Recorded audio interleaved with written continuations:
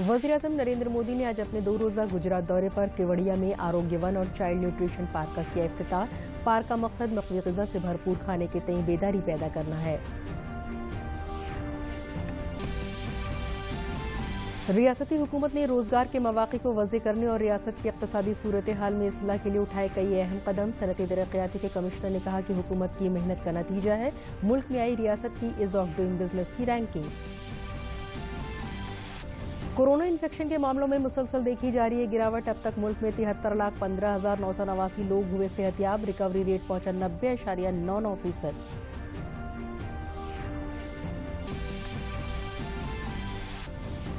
और अकीदत के साथ मनाया जा रहा है ईद मिलादुन्नबी का त्यौहार। कोविड-19 की गाइडलाइन के तहत प्रोग्रामों का इनेकाद। उलमा ने कहा गाइडलाइन पर अमल करते हुए करें इबादत।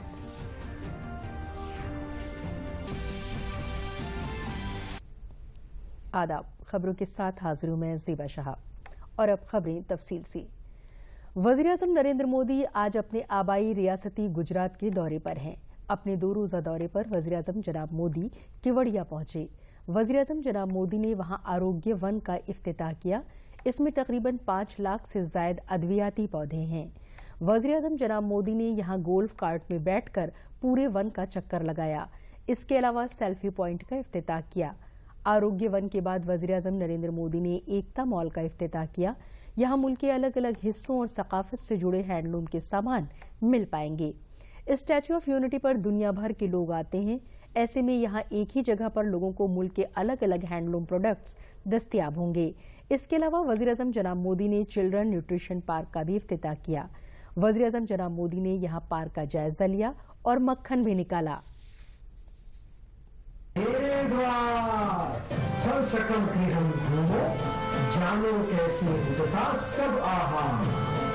जो भी सब्जी लिए खेतों में जाता, हर बैलों के साथ मिलकर धरती को उपजाऊ बनाता। गाजर मटर पालक को सर्दी में ही आते हैं। अंगूर आम तरबूज पपीते हम गर्मी में खाते हैं। बेमौसम के फल और सब्जी कभी भी तुम ना खाना। सही समय से अच्छा खा के खूब स्वस्थ बन जाना। कोरोना वायरस पर मरकूज दुनिया की पहली साइंटून पर मुबनी किताब बाय बाय कोरोना का इजरा आज उत्तर प्रदेश की गवर्नर मोहतरमा आनंदी बेन पटेल ने लखनऊ वाक़े राजभवन में किया। महकमे साइंस और टेक्नोलॉजी की खुद मुख्तार तंजीम विज्ञान प्रसार की जानिब से इस किताब की इशाअत की गई है। विज्ञान प्रसार के डायरेक्टर डॉक्टर नकुल पाराशट और इस तंजीम के ही पब्लिकेशन डिपार्टमेंट के सरबराह नमीश कपूर इस किताब के बिलतरतीब चीफ एडिटर और एडिटर हैं। 13 बाबों में शाया इस किताब में कोरोना वायरस के बारे में तफसीली मालूमात साइंस कार्टून साइंटून्स के तवस्सुत से पेश की गई है। किताब में वबा से लेकर आलमी वबा कोविड-19 और इससे जुड़े सिम्टम्स, बीमारी की रोकथाम और एहतियात को साइंटून्स के तवस्सुत से दिलचस्प तरीके से पेश किया गया है। साइंसी कार्टून्स को साइंटून्स कहा जाता है। साइंटून्स के तवस्सुत से साइंस से वाबस्ता मुश्किल हक़ायक़ को भी आम लोगों के लिए बेहद दिलचस्प और हल्के फुल्के अंदाज में पेश करने की कोशिश की जाती है। इनमें जदीद तहक़ीक़, मुख्तलिफ साइंसी मौज़ूआत, डाटा और साइंस पर मुबनी नज़रियात शामिल हैं। रियासती हुकूमत ने रोजगार के मौक़े को वज़ी करने और रियासत के बाशिंदों की इक़्तिसादी सूरत हाल में इस्लाह के लिए कई अहम कदम उठाए हैं। आज हुकूमत की जानिब से कराए गए कामों की मालूमात फराहम कराते हुए सनअती तरक्याती कमिश्नर आलोक टंडन ने कहा कि रियासत में कारोबार में आसानी हुई है। उन्होंने बताया कि हालिया भारत की सनत के फ़रोग़ और अंदरूनी कारोबार महकमे की जानिब से एलानिया business reform action plan ranking में उत्तर प्रदेश की रैंकिंग इस बात का सबूत है कि रियासत में ईज़ ऑफ डूइंग बिजनेस में काबिल ज़िक्र तरक्की हुई है।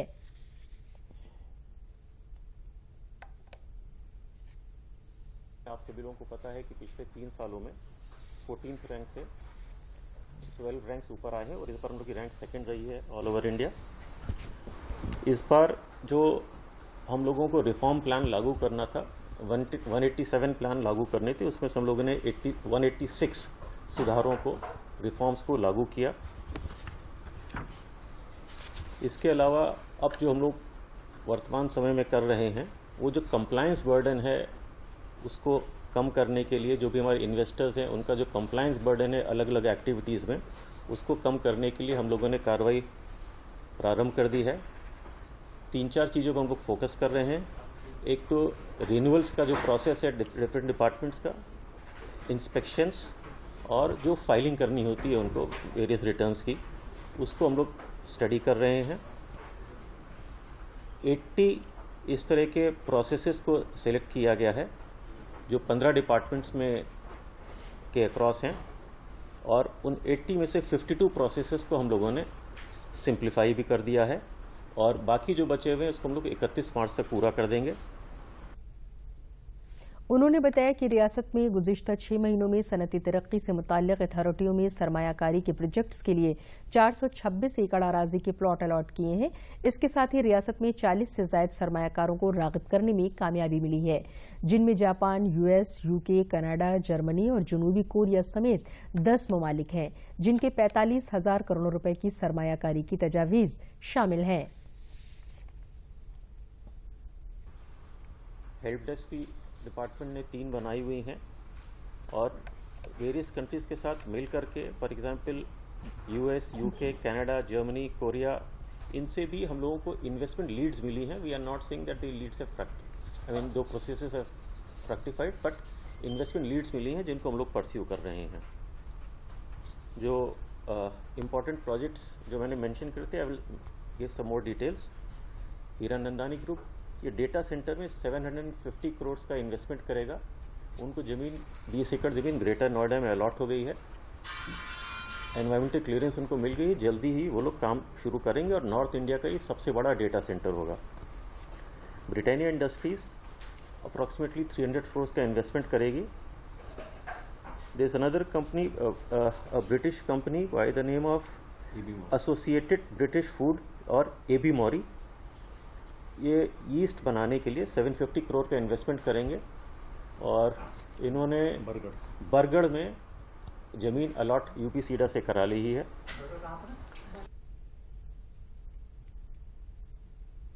बागपत जिले के बस्सी गांव में बीजेपी के रुकन पार्लियामेंट डॉक्टर सत्यपाल सिंह ने मुल्क के पहले पोर्टेबल माइक्रो सोलर पंप का मानवन किया। 2.5 किलोवाट का ये सोलर पंप आपाशी के लिए किसानों का बड़ा मददगार होगा, और कोई भी दही बाशिंदा सोलर पंप का इस्तेमाल कर सकता है। बस्सी गांव में डॉक्टर सत्यपाल सिंह ने पोर्टेबल सोलर पंप का मानवन करने के बाद कहा कि ये सोलर पंप दुनिया का पहला सोलर पंप है जो कहीं भी लाया और ले जाया जा सकता है। सोलर पंप से 200 लाइट्स जला सकते हैं। एक ग्रुप में 4 गांव को लिया गया है, और ये सोलर पंप ग्राम पंचायत को दिया गया है। ये फसलों की आपाशी के लिए बड़ा मददगार होगा। इससे एक तरफ किसानों की बिजली की बचत होगी, तो दूसरी तरफ सूरज की रोशनी से पंप चलेगा। इससे ट्यूबवेल भी चलाया जा सकता है और घरों पर भी इस्तेमाल किया जा सकता है। दुनिया में सबसे पहले ये सोलर पंप बस्सी गांव को दिया गया है। इसके बाद 20 गांव को ये और भी सोलर पंप किसान, जैसे आपने पूछा, एक किसान को क्या फायदा होगा। आज हम बड़ा बोरिंग करते हैं, छोटा बोरिंग करते हैं। छोटा बोरिंग करके आप जो है 2-3 जगह बोरिंग कर लीजिए, और जहाँ मन करे इसको चला लीजिए। तो उससे जो है मतलब जो इसका जो है उसका जो फायदा है कि किसानों को पैसा नहीं लगेगा। सोलर ऊर्जा कभी खत्म होने वाली नहीं है। घर के अंदर रखो, बाहर रखो, और आपस में जो सहयोग होगा लोगों का, गांव के लोगों का, क्योंकि गांव में जैसे मैंने कहा था, जैसे ट्रैक्टर लोग किराए पे देते हैं, अगर कुछ लोगों की डिमांड होगी कि हमको अभी जो इसके खर्चा जो आ रहा है 3 लाख के आसपास है, ज़्यादा लोग होंगे तो इसकी खर्चा जो और कम हो जाएगा। अभी हम ये 20 गाँव को दे रहे हैं, और पहला हिंदुस्तान का सबसे पहला ये पोर्टेबल जो है हम लोगों ने माइक्रो सोलर पंप जो दिया है, ये बस्सी गांव को ये सौभाग्य मिला है सबसे पहले इनको मिलने का। इसके बाद दूसरे 20 गांवों को हम लोग इसको देने वाले हैं। सरकार का तो कदम अच्छा है और किसानों को भी फायदा है, लेकिन इसकी जो पानी की क्वालिटी है वो थोड़ी है। अगर जैसा इतना पानी देता है, 1 इंची 2 इंची पानी मुश्किल से देता है, तो वो बड़ी काश्तकारी में कामयाब नहीं हो सकते। इसलिए या तो इसका पानी बढ़े, डबल पानी हो जाए, या फिर इसका कोई ऐसा सिस्टम बने कम से कम 3 इंची पानी तो हो। हालांकि आजकल विद्युत बहुत महंगा हो गया है किसान के लिए। कम से कम 2200 रुपये महीना है ना हर 12 का।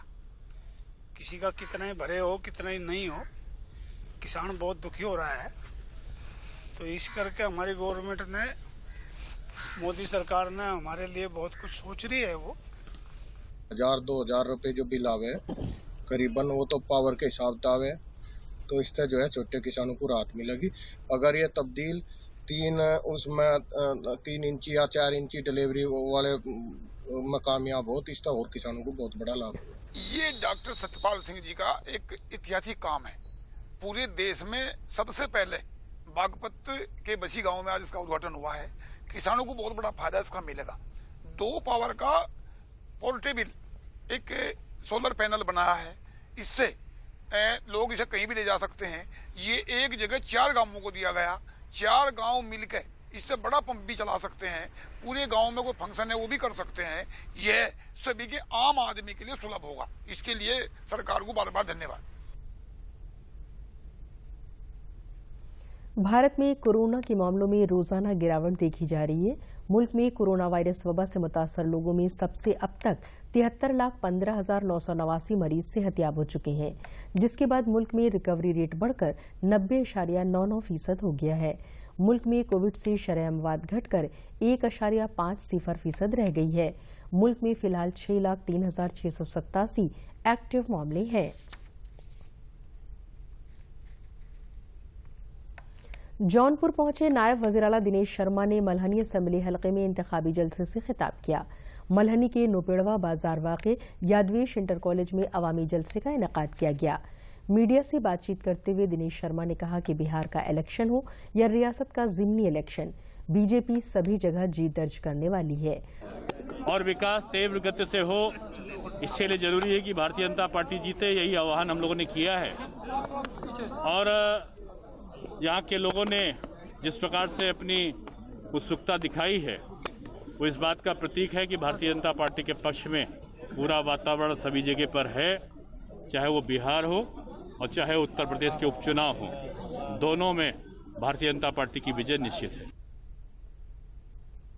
जिला कानपुर शहर की घाटमपुर असेंबली सीट के ज़िमनी इंतखाब में रियासती कांग्रेस के सदर अजय कुमार लल्लू ने कांग्रेस के उम्मीदवार कृपाशंकर संकवार की हिमायत में घाटमपुर में हलके की आवाम के दरमियान जाकर इंतखाबी तशहीर की।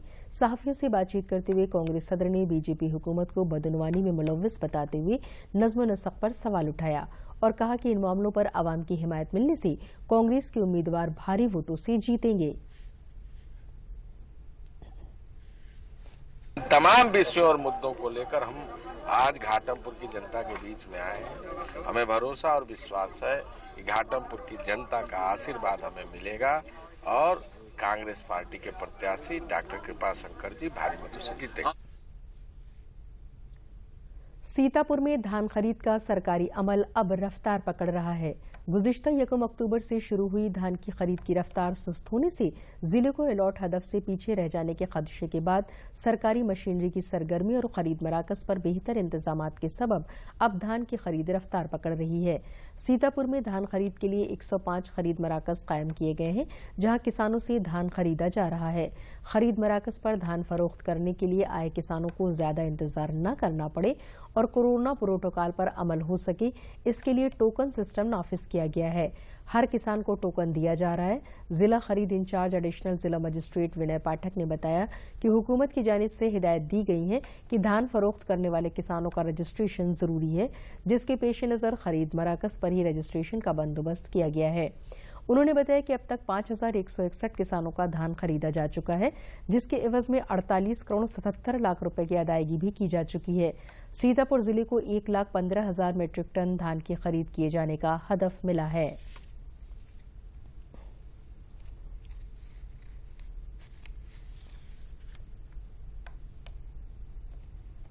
हम लेवी पे धान लाए थे यहाँ पे और हमारा मतलब पहले रजिस्ट्रेशन हुआ है, बाद में टोकन नंबर हमें मिला है। हमर में ट्राली लाए हैं, तौल गई है ट्राली, उसमें कोई भी समस्या नहीं हुई। अधिकारियों ने पूरा हमारा सहयोग किया है। मैं यहाँ 5-6 दिन से हूँ, यहाँ पर सब नंबर से चल रहा है। बस ये कि जैसे टोकन लगा हुआ है, टोकन पे आते हैं और टोकन पे लगते हैं। जैसे टोकन लगा हुआ तो उन्हें कोई दिक्कत नहीं होती है, तो किसान की आपसी में लड़ाई नहीं होती है और में यहाँ कोई दिक्कत नहीं है। बाकी जो है सब सेंटर पर बढ़िया चल रहा है।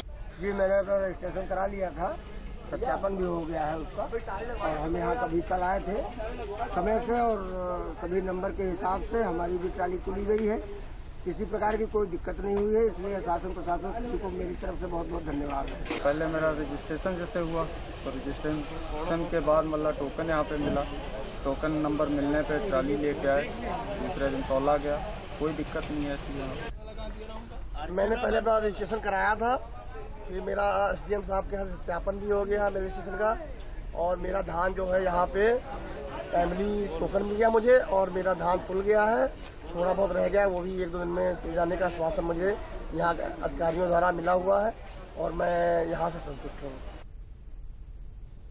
रियासती हुकूमत की अहम स्कीमों में से एक मिशन शक्ति के तहत ख्वातीन को तहफ़्फ़ुज़ फराहम करने के लिए मुसलसल लखनऊ पुलिस समेत रियासत की पुलिस कोशिश कर रही है, जिसके तहत पिंक स्कूटी पुलिसिंग और रियासत में 1535 थानों में मिशन शक्ति बूथ बनाए गए हैं।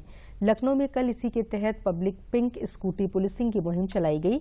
स्कूटी पर सवार ख्वातीन पुलिस एहलकारों ने कई इलाकों में ख्वातीन से बातचीत की। इस पुलिसिंग के तवस्सुस से जहां ख्वातीन में हिफाजत के तय खुद एतमादी में इजाफा हुआ है, वहीं मुहिम पर ADCP चिरंजीव नाथ सिन्हा ने कहा कि हुकूमत की मंशा के मुताबिक पुलिस ख्वातीन की हिफाजत के लिए दिन रात काम कर रही है। शासन का यह फ्लैगशिप प्रोग्राम है और महिला शक्ति मिशन शक्ति जिसको कहा गया है, इसके तहत हमारे जनपद को, हमारे कमिश्नरेट को भी पिंक स्कूटीज़ और जो पिंक पेट्रोल वाहन जो है 4 व्हीलर वो दिए गए हैं। चूँकि यह जनता में आत्मविश्वास की वृद्धि करने वाला एक बहुत ही उत्तम कारक है, इसी के तहत आज हम लोगों ने हजरतगंज जो कि पूरे लखनऊ का मेन शहर है, मेन बाज़ार है, पे 1-to-1 इंटरेक्शन किया। जो लेडीज़ हमारी जो पिंक पेट्रोल की जो स्कूटीज़ की जो लेडीज़ हैं उनके साथ, और इन्होंने सामान्य जनता के साथ भी इंटरेक्शन किया। इससे एक कॉन्फिडेंस बिल्डिंग मेजर है कि ताकि हमारे लखनऊ में, हमारे प्रदेश में हमारी सारी महिलाएं सुरक्षित हैं, हमारी सारी बहनें सुरक्षित हैं। वज़ीर आला योगी आदित्यनाथ की हिदायत पर रामनगरी अयोध्या को वसी शक्ल देने के लिए हुकूमत और इंतजामिया की कोशिशें जारी हैं। मास्टर प्लान 2031 को लेकर अयोध्या तरक्याती अथॉरिटी ने मीटिंग की। मीटिंग की सदारत अथॉरिटी के वाइस चेयरमैन विशाल सिंह ने की। तरक्याती अथॉरिटी के फाइनेंस और अकाउंट अफसर रविंद्र प्रताप सिंह ने बताया कि अयोध्या को संवारने के लिए अमृत योजना के तहत स्टैटिक्स कंपनी मास्टर प्लान 2031 तैयार कर रही है। मीटिंग में मौजूद सभी 25 महकमों ने अपनी अपनी तजावीज़ पेश की, जिसके बाद इन सभी तजावीज़ को मास्टर प्लान में शामिल किया जाएगा। उम्मीद जाहिर की जा रही है कि मास्टर प्लान 2031 मार्च 2021 तक तैयार हो जाएगा। फाइनेंस और अकाउंट अफसर रविंद्र प्रताप सिंह ने बताया कि किस महकमे को मकानात तामीर करने हैं, किसको अस्पताल बनाना है और किसको रिवर फ्रंट बनाना है, इन सभी के लिए अथॉरिटी जमीन मुहैया कराएगी। उन्होंने बताया कि कुछ जमीन पर लैंड यूज के लेकर दिक्कत आ रही है, लेकिन जल्द ही उसका हल निकाल लिया जाएगा। मीटिंग में अयोध्या के मुस्तकबिल की तरक्की और मौजूदा वक्त में जारी स्कीमों को लेकर गौर किया गया।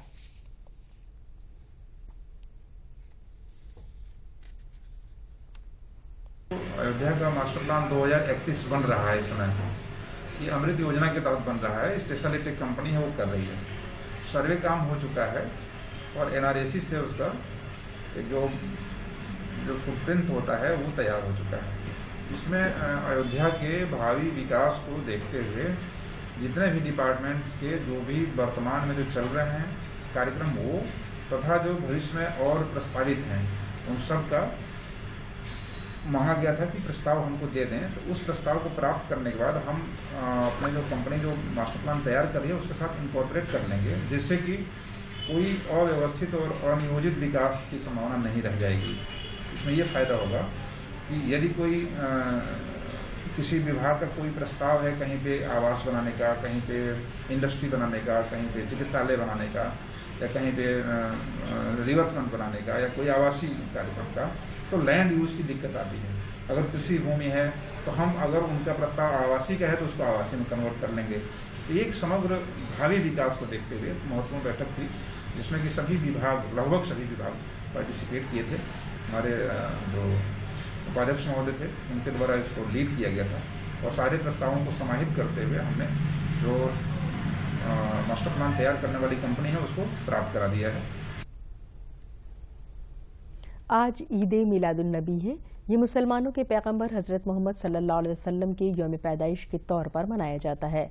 इस्लामिक कैलेंडर के मुताबिक मोहम्मद साहब की पैदाइश रबीउल अव्वल की 12 तारीख को मक्के में हुई थी। आज के दिन यानी ईद मिलादुन नबी को मुस्लिम समुदाय के लोग पैगंबर मोहम्मद साहब के जन्मदिन के तौर पर मनाते हैं। इस्लामी कैलेंडर के अनुसार हजरत मोहम्मद साहब का जन्म रबीउल अव्वल की 12 तारीख को मक्का में हुआ था। हजरत मोहम्मद साहब का जन्म अरब में ऐसे समय में हुआ जब वहां हर तरफ अंधकार छाया हुआ था, नैतिकता लगभग समाप्त हो गई थी, अमानवीय प्रथाओं का चलन आम था। ऐसे में पैगंबर हजरत मोहम्मद ने दुनिया को एक साथ प्यार से मिलकर रहने का रास्ता बताया। हजरत मोहम्मद साहब इस्लाम धर्म के आखिरी नबी हैं। आपने मानवता का जो संदेश दिया वो पूरी दुनिया के लिए एक मिसाल है।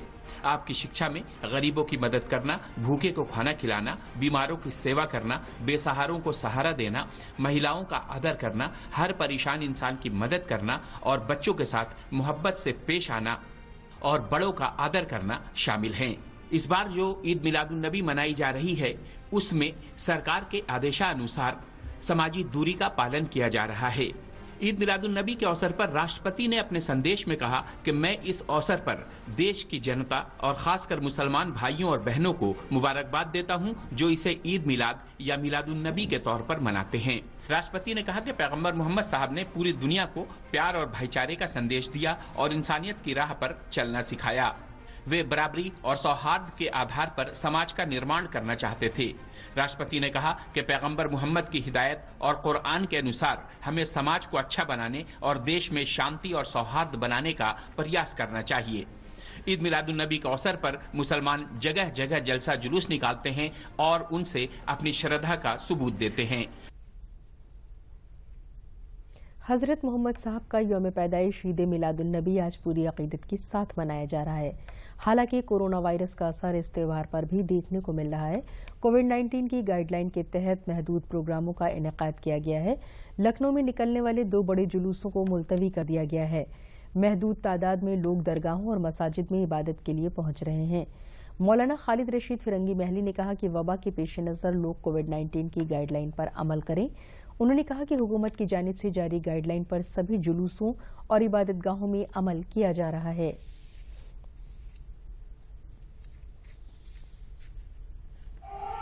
आज 12 रबीउल अव्वल के मुबारक मौके पर मैं तमाम अहले वतन को दिल की गहराइयों से मुबारकबाद पेश करता हूँ और सब लोग इस बात के भी मुबारकबाद के मुस्तहक हैं कि ऐसे हालात में कोविड-19 के प्रोटोकॉल और गवर्नमेंट की गाइडलाइन को सब लोग फॉलो कर रहे हैं और जुलूस जलसे नहीं मुनक्किद किए गए हैं।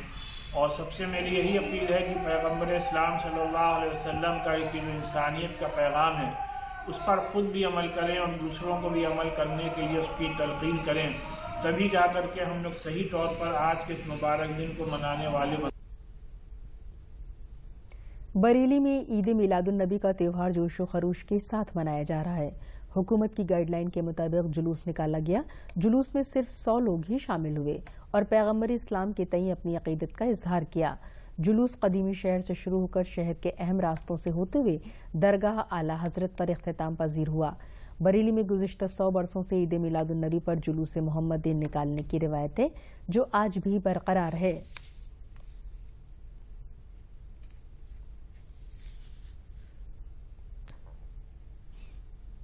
देखिए, जुलूस मोहम्मदी सल्लल्लाहु अलैहि वसल्लम कुछ ही देर में रवाना होने वाला है और बहुत मुख्तसर सी संख्या में ये रवाना होगा। सरकार की गाइडलाइन को देखते हुए जो भी है कम से कम लोग 100-125 लोग होंगे, इससे ज़्यादा नहीं, और सोशल डिस्टेंसिंग बराबर बरकरार रखेंगे लोग और मास्क लगे हुए होंगे।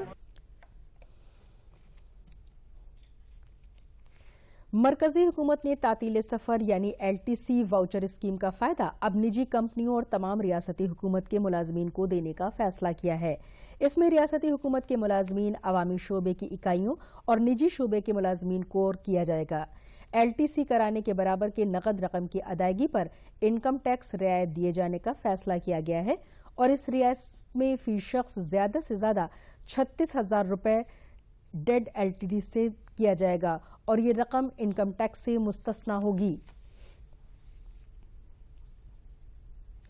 शरद पूर्णिमा पर कोविड-19 के जवाबित के दरमियान खोले गए वृंदावन में भगवान रंगनाथ जी के मंदिर में भक्तों ने दर्शन किए।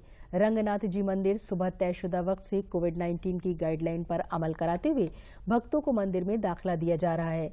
आज शरद पूर्णिमा के मौके पर भगवान रंगनाथ के दर्शन अकीदतमंदों के लिए खोल दिए गए हैं। मजहबी रस्म रिवाज से मंदिर के मगरबी गेट पर पूजन अर्चन किया गया। मंदिर के कपाट खुलते ही भगवान रंगनाथ के जयकारों से गूंज उठा। अकीदतमंदों का मेन गेट पर थर्मल स्क्रीनिंग के बाद सैनिटाइज कराकर ही दाखिला दिया जा रहा था। बगैर मास्क के अकीदतमंद मंदिर में दाखिल नहीं हो पाएंगे। अकीदतमंद कतारबंद होकर भगवान के दर्शन कर रहे थे।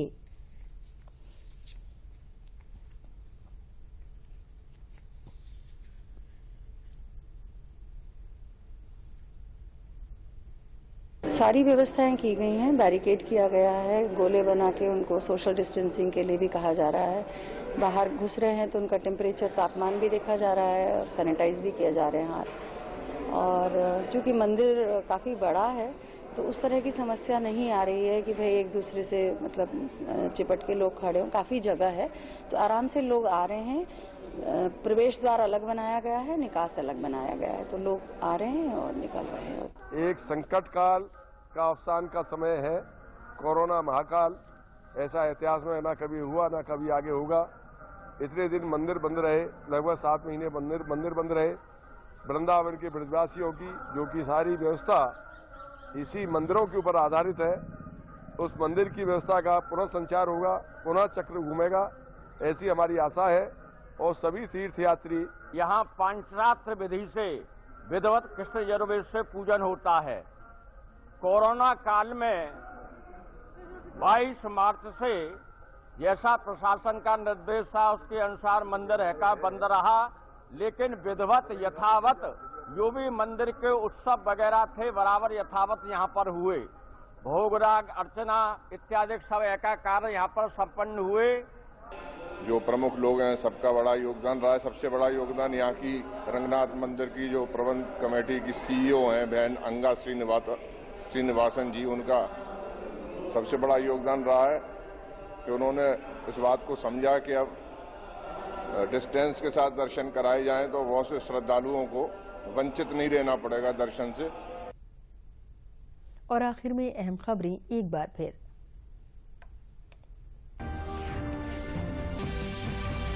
वज़ीर-ए-आज़म नरेंद्र मोदी ने आज अपने 2 रोजा गुजरात दौरे पर केवड़िया में आरोग्य वन और चाइल्ड न्यूट्रिशन पार्क का किया इफ्तिताह। पार्क का मकसद नकली ग़िज़ा से भरपूर खाने के तई बेदारी पैदा करना है।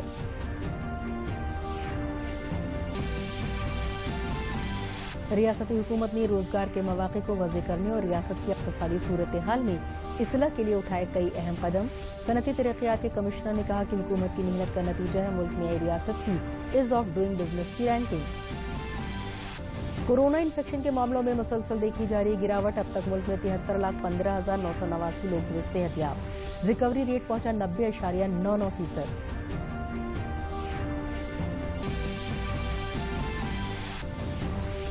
और अकीदत के साथ मनाया जा रहा ईद मिलादुन्नबी का त्यौहार। कोविड-19 की गाइडलाइन के तहत प्रोग्रामों का इनेकाद। उलमा ने कहा गाइडलाइन पर अमल करते हुए करें इबादत।